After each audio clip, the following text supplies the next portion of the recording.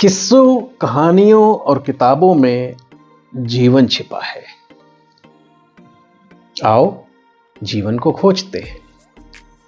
स्वामी राम ने अपनी पुस्तक living with the Himalayan masters का, जिसका हिंदी में अनुवाद किया गया हिमालय के संतों के संग निवास, अपने 40 वर्षों का आध्यात्मिक जो यात्रा थी अपने गुरुदेव के साथ में हिमालय की कंदराओं में, गुफाओं में, घाटियों में, उसका बहुत ही रोचक चित्रण अपनी इस बुक में किया है।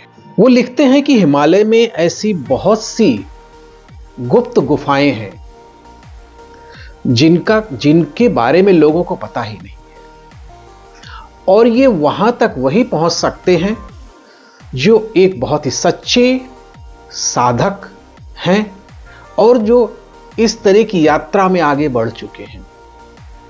उन्हें ही वो गुफाओं के दर्शन होंगे। कैसा व्यवहार होना चाहिए एक गुरु और शिष्य के साथ में, उनका जो पूरा संवाद है उसको बहुत ही सच्चे हृदय से लिखा गया है, क्योंकि ऐसी बहुत सी कम पुस्तकें हैं आध्यात्म मार्ग में जिसमें कि संतों ने, सिद्धों ने अपनी आध्यात्मिक यात्रा के दौरान जो उनकी यौगिक क्रियाएं थी, जो आध्यात्मिक अनुभव थे, वो बहुत कम पुस्तकों में मिलते हैं। जो लोग आध्यात्मिक यात्रा में हैं, आध्यात्म की ओर बढ़ रहे हैं और जिनके मन में सैकड़ों सवाल हैं जिनका जवाब उन्हें नहीं मिल रहा है, तो मुझे लगता है कि उनको इस पुस्तक से जरूर उनका जवाब मिलेगा, उनको जरूर उनकी जिज्ञासा शांत होगी।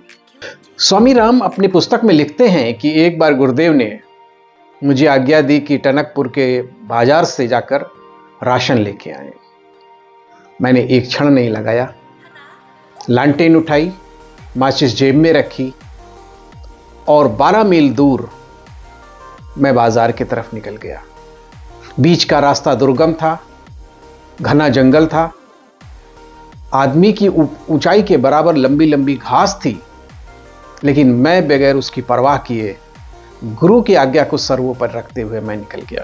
कि गुरु अपने शिष्य की कई बार परीक्षा भी लेता है। वो ये देखना चाहता है कि अभी हमारा शिष्य कितना आध्यात्म मार्ग में परिपक्व हुआ है, कि किस्से, कहानी और किताबों में जीवन छिपा है। तो इस पुस्तक को खोजकर पढ़ें, और जो लोग गृहस्थ में हैं उनको भी इसमें से बहुत कुछ सीखने को मिलेगा। आध्यात्मिक साधकों को तो मिलेगा ही, साथ में हमारे जैसे जो बहुत से लोग हैं वो बहुत कुछ इससे सीखेंगे। तो आओ पढ़ते हैं और कुछ ना कुछ सीखते हैं।